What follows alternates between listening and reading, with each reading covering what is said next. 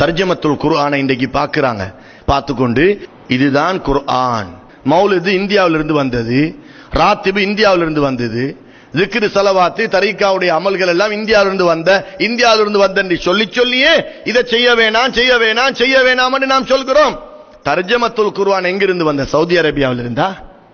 தர்ஜமத்துல் குர்ஆன் எழுதப்பட்டிருக்கிற தமிழ் பொதுமக்கள் ஒருத்தர் தர்ஜமாவை பார்த்துக்கிட்டு ஷிர்க் பித்அத் குஃப்ர் என்று முஸ்லிம்களை இன்று விரல் நீட்டி இவர்கள் ஷிர்க்ல இருக்கிறாங்க, பித்அத்ல இருக்கிறாங்க, குஃப்ர்ல இருக்கிறாங்க என்றெல்லாம் சொல்கிறார்களே, அவர்களிடத்தில் நாம் கேட்கிறோம்.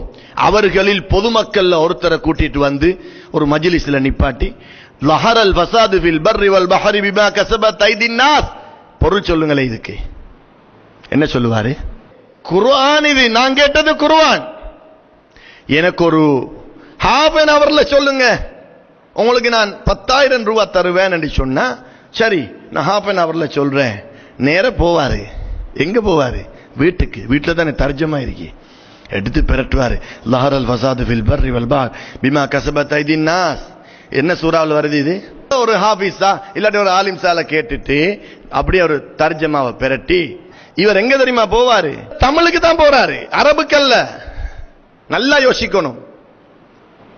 நான் கேட்கிற கேள்வி என்ன தெரியுமா? இது தர்ஜமத்துல் குர்ஆன். இந்த தர்ஜமத்துல் குர்ஆன்ல 20வது ஆயத்துல இப்படித்தான் இருக்குது என்றா அதுக்கு பொருள் பிரித்து எழுதினவர் யாரோ ஒரு இந்தியனாக இருக்கணும் அல்லது ஸ்ரீலங்கனாக இருக்கணும். நல்லா யோசிச்சு பாருங்க. தமிழ் மொழி எங்கிருந்து வந்திருக்குது? சவுதி அரேபியாவில் இருந்தா, யமன்ல இருந்தா, ஈராக்கில் இருந்தா, சிரியாவில் இருந்தா, துருக்கியில் இருந்தா? தமிழ் எங்கிருந்து வந்தது? இந்தியாவில் இருந்து. ஸ்ரீலங்காவுக்கும் இந்தியாவிலிருந்து வந்தது, மலேசியாவுக்கும் இந்தியாவிலிருந்து தான் போனது. யாரோ ஒருத்தர் இன்று நேற்று கிட்டத்தட்ட 50-60 வருஷத்துக்கு முன்னாலதான் இந்த குர்ஆனுக்கு பொருளை பிரிச்சு தர்ஜமா என்று எழுதப்பட்டிருக்கிறது. இந்த தர்ஜமத்துல் குர்ஆன்ல இவர் எழுதினது 100க்கு 100 சரிதானா என்று அவர்கிட்ட கேட்டா அவருக்கு நஹ்வும் தெரியாது, சரபும் தெரியாது. லஹர என்று சொன்னா என்ன? லஹர அல் ஃபஸாது ஃபில் பர்ரி வல் பஹரி பிமா கஸபத் ஐதின் நாஸ் என்று நஹ்வு படி. உலமாக்கள் மதரசாவுல எப்படி இல்ம படிக்கிறாங்களோ, எப்படி அதுக்கு பொருளை பிரிக்கிறாங்களோ, சர்ஃபு நஹ்வு எல்லாம் பார்த்து செய்றாங்களோ, இதே போல பிரிக்கவும் தெரியாது. அவர் எழுதினது பொய்யா மெய்யான்னு கூட தெரியாது, குர்ஆனையும் ஓத தெரியாது. ஆனா தமிழ்ல பார்த்துக்கிட்டு 22ஆம் ஆயத்து ஷிர்க்கு, ஆல இம்ரான் 48ஆம் ஆயத்து ஷிர்க்கு, சூரத்துல் பக்கரா 35ஆம் ஆயத்து ஷிர்க்கு, சூரா ஆல இம்ரான் 42ஆம் ஆயத்து ஷிர்க்கு என்று தமிழை மட்டும் பார்த்துக்கொண்டு 50 வருஷத்துக்கு முந்தி யாரோ ஒரு ஆலிம் இதுக்கு பொருள் பிரிச்சத்தை நம்பிக்கொண்டு இன்று முஸ்லிம்களை முஷ்ரிக்கீன்கள், காஃபிரீன்கள், பித்அத்துக்காரர்கள் என்று ஃபத்வா கொடுத்து கொண்டிருக்கிறோம். குர்ஆனுக்கு விளக்கம் என்று சொல்லி விளக்கமா நாம கொடுக்கிறோம்.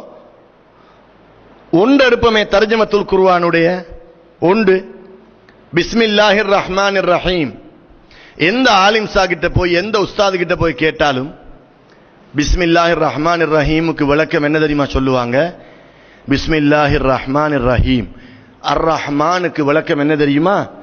இந்த உலகத்தில் நல்லவர்கள் தீயவர்கள் எல்லோருக்கும் ஒன்று போல் கிருபை செய்பவன் அர் ரஹ்மான். அர் ரஹீம் என்றா மறு உலகத்தில் முஃமின்களுக்கு மட்டும் கிருபை செய்பவன், மறுமையில் முஃமின்களுக்கு மட்டும் கிருபை செய்பவன். ஆனா நீங்க தர்ஜமத்துல் குர்ஆன் எடுத்து பாருங்க, அளவற்ற அருளாளனும் நிகரற்ற அன்புடையோனுமான எல்லாம் வல்ல அல்லாஹ்வுக்கே எல்லா புகழும் என்று போடப்பட்டிருக்கு. அப்ப அர் ரஹ்மான் அளவற்ற அருளாளன், அர் ரஹீம் நிகரற்ற அன்புடையோன். இந்த அளவற்ற அருளாளனுக்குள்ள இவ்வுலகில் நல்லவர்கள் தீயோர்கள் எல்லோருக்கும் ஒன்று போல் கிருபை செய்பவன் என்றது இருக்குதா? இல்ல. அர் ரஹீம் எடுத்து பார்த்தா மறுமை நாளில் முஃமின்களுக்கு மட்டும் கிருபை செய்பவன் என்று இருக்குதா? இல்ல. அளவற்ற அருளாளன் நிகரற்ற அன்புடையோன் சுருக்கிட்டாங்க. இதே போலதான் அல் குர்ஆன்ல ஸல்லல்லாஹு அலைஹி வஸல்லம் அவர்களுடைய கண்ணியம் சம்பந்தப்பட்ட விஷயங்கள்ல அதிகமான விஷயங்களை சுருக்கி போடப்பட்டிருக்கிறது, தமிழ் இலகுவாக்கப்பட வேண்டும் என்பதற்காக. அங்க அகீதா கிடையாது. தர்ஜமத்துல் குர்ஆன்ல அகீதா கிடையாது.